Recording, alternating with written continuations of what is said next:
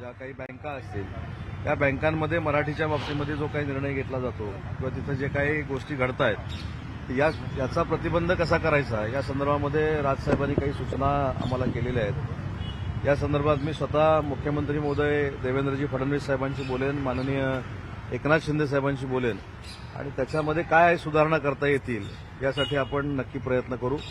मुद्दा हाच होता की अनेक भाषा या महाराष्ट्रामध्ये बोलल्या जातात, अनेक राज्यातली लोक महाराष्ट्रामध्ये आलेली आहेत, त्यांचा आम्हाला देखील आदर आहे, त्यांना देखील आदर आहे, सगळ्या भाषांचा त्यांना आदर आहे। परंतु एक महत्वाची गोष्ट अशी आहे की ज्या पद्धतीनं मराठी भाषिकांवर काही ठिकाणी अन्याय केला जातोय, दादागिरी केली जाते, त्याच्यातनं काहीतरी मार्ग काढला पाहिजे आणि त्याला कायदेशीर वलय असलं पाहिजे असं राजसाहेबांचं मत आहे आणि त्या संदर्भात त्यांनी मला या ठिकाणी बोलवलं होतं।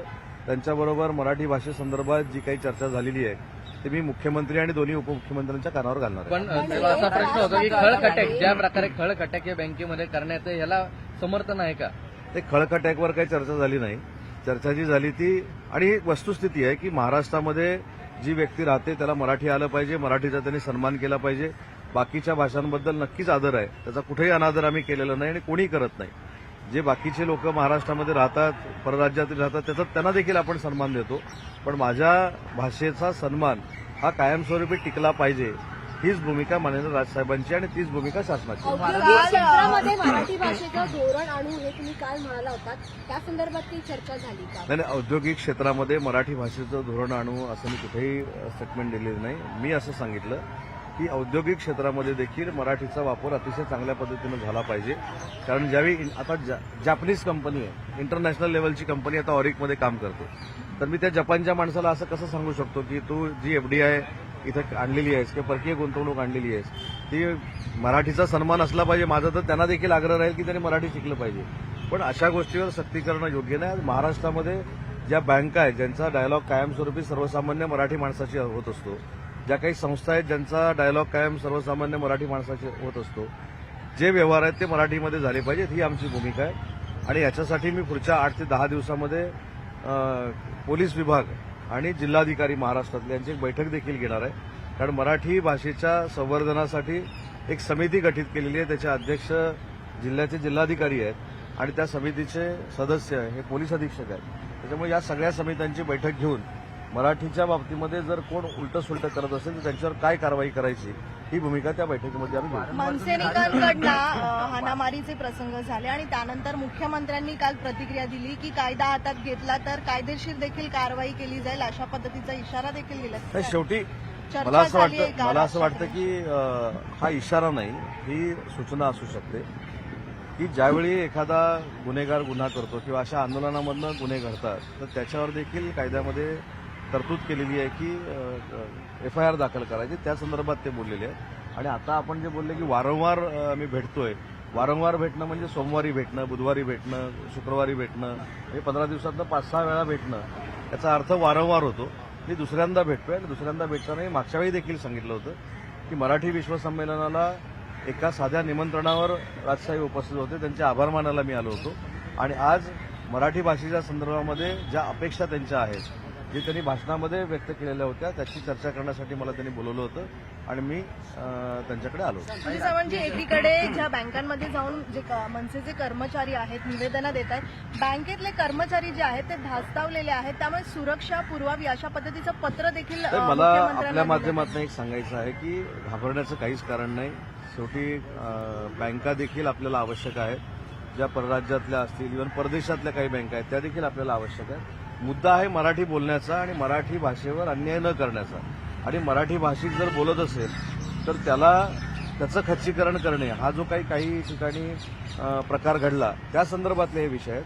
त्याच्यामुळे बँकांच्या अधिकाऱ्यांनी घाबरावं किंवा घाबरून काही काम करावं अशा मताचे आम्ही नाही।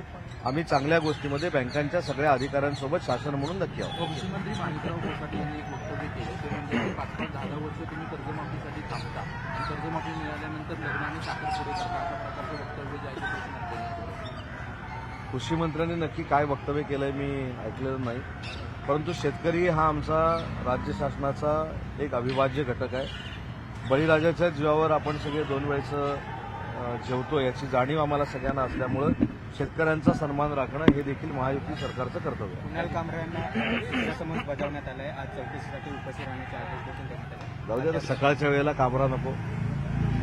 आपण कामरा करून त्याला इतका पात्रतेपेक्षा जास्त मोठा केला आहे. कामरावर जी काही कारवाई करायची ते पोलीस करतील. दीनानाथ मंगेशकर रुग्णालयाची जी चौकशी समिती नेमली होती त्याच्यावरती उदय वडट्टीवारांनी शंका उपस्थित केली. असा एखादं काही काम करायचं आणि चौकशी समिती नेमायची आणि त्यांनाच वाचवण्यासाठी सत्ताधारी पुढे येतात अशा प्रकारचं नाही, वक्तव्य सत्ताधारी कोणी पुढे आलेले नाहीत. उलट शिवसेनेच्या तिथल्या पदाधिकाऱ्यांनी दीनानाथ मंगेशकर हॉस्पिटलच्या विरोधात आंदोलन केले तर त्यांनी पहिला अभ्यास केला पाहिजे. ती घटना जी घडलेली आहे त्याचा कुठचाही अहवाल जरी इंटरनल समितीनं आणला असेल तर त्याची पूर्ण चौकशी करू अशी भूमिका मुख्यमंत्री मोदयांनी घेतलेली आहे. आणि मुख्यमंत्री मोदयांनी काल स्पष्ट सांगितलंय, माननीय एकनाथ शिंदे साहेबांनी देखील यवतमाळच्या प्रेस कॉन्फरन्समध्ये स्पष्ट सांगितलंय की तिथं ज्या पद्धतीनं प्रकार घडलेला आहे तो जर पुराव्यानिशी सिद्ध झाला तर कोणालाही त्याच्यामध्ये वाचवलं जाणार नाही. फार मोठी कारवाई या बाबतीमध्ये केली जाईल ही शासन म्हणून आमची भूमिका आहे. पुणे जानते शिवसैनिक तुमच्या शिवसेनेमध्ये प्रवेश करतायत. चंद्रकांत खैरे अस्वस्थ दिसत आहेत किंवा चंद्रकांत खैरे तांबे वाद पाहायला मिळतोय. चंद्रकांत खैरेंशी काही बोलणं वगैरे झालं? आता दोघांमधल्या वादामध्ये एखादा जर कोण अस्वस्थ असेल तर तो शिंदे साहेबांना भेटेल. तुम्ही काही संपर्क करता म्हणजे तुम्ही एकाबद्दलच विचारलं. मी दोघांबद्दल कधी दोघंही असू शकतात अस्वस्थ. तर दोघांपैकी कोण अस्वस्थ आहे ते शिंदे साहेबांना भेटतील. तुमच्याशी काही चर्चा झाली? नाही, माझ्याशी चर्चा नाही. मी असं म्हटलं, मी प्रश्नाचं उत्तर देताना असं म्हटलं की एकच अस्वस्थ आहे असं होऊ शकत नाही, दोघंही कदाचित असू शकतात. आणि असे अनेक अस्वस्थ हे आजही शिंदे साहेबांच्या संपर्कात आहेत. आणि मी सांगितलेला माजी आमदारांचा आकडा हा 5 जणांचा पूर्ण झाला आहे. अजून 6 लोक वेटिंगमध्ये आहेत. त्याची देखील प्रक्रिया आणि प्रोसेस भविष्यामध्ये सुरू होईल. विधेयकावरून ज्या पद्धतीने अरविंद सावंत यांनी हिरवं जॅकेट घातलं होतं त्यावेळेस श्रीकांत शिंदे यांनी टीका केली होती.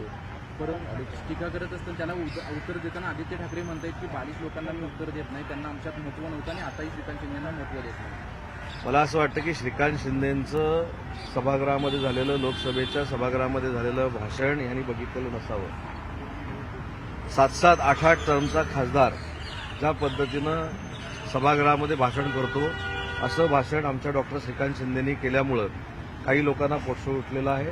कशा पद्धतीनं अभ्यासू भाषण तरुण खासदार करू शकतात हे श्रीकांत शिंदे साहेबांनी पूर्ण देशाला दाखवून दिलेलं आहे. आणि म्हणून मला असं वाटतं जे स्वतःकडनं झालं नाही ते जर दुसरा कोण करत असेल तर असा पोटसू उठतो. पण एक शेवटचा प्रश्न साहेब, कुठेतरी असं वाटतं का की उद्धव ठाकरे गटाची हे बघा, एखाद्यानं बालिश उल्लेख करून एखादा बालिश होत नाही. श्रीकांत शिंदे हे अतिशय परिपक्व राजकारणी आहेत. कधीही शिंदे साहेबांच्या नावाचा उपयोग करून त्यांनी राजकारण केलेलं नाही. उलट ज्यावेळी सगळ्या खासदारांनी सांगितलं की आता देशाच्या केंद्रीय मंत्रिमंडळामध्ये श्रीकांत शिंदे साहेबांनी मंत्री झालं पाहिजे, त्यावेळी केंद्रीय मंत्रिपदापासून बाजूला राहणारा आमचा युवा नेता आहे. त्याच्यामुळे मंत्रिपद येत असताना देखील कार्यकर्त्याला ते कसं द्यायचं, म्हणजे प्रतापराव जाधवांना ते कसं द्यायचं हे त्यांनी देशाला दाखवून दिलंय. त्याच्यामुळे मला असं वाटतं की अशी परिपक्वता पुण्यामध्ये येऊ शकत नाही. हा आदर्श अनेकांनी घेतला पाहिजे. स्वतःकडे सत्ता येत असताना, स्वतःकडे मंत्रिपद असताना ते मला नको, कार्यकर्त्याला आपण देऊया, हा आग्रह त्यांनी शिंदे साहेबांकडे केला. आणि देशातला एक परिपक्वतेचा एक वेगळा आदर्श श्रीकांत शिंदेनी घालून दिला. साहेब, कुठेतरी असं वाटतं की लोकसभेमध्ये उद्धव ठाकरे गटाचे सर्व खासदार हे गोंधळलेले होते विधेयकाच्या वेळी. गोंधळलेले आहेतच ते. त्याच्यामुळे गोंधळलेले होते हा म्हणण्यात काही अर्थ नाही. आणि त्यांची भूमिका स्वाभाविक आहे. शिवसेना ही वंदनीय हिंदुहृदय सम्राट बाळासाहेब ठाकरे साहेबांच्या विचारानं सुरू झाली. आणि आता त्यांच्या मनामध्ये देखील आहे की त्यांच्या विचारांचा वारसा फक्त आणि फक्त एकनाथ शिंदे साहेब पुढे घेऊन जात आहेत. आणि ते या विधेयकाच्या निमित्तानं समोर आलं.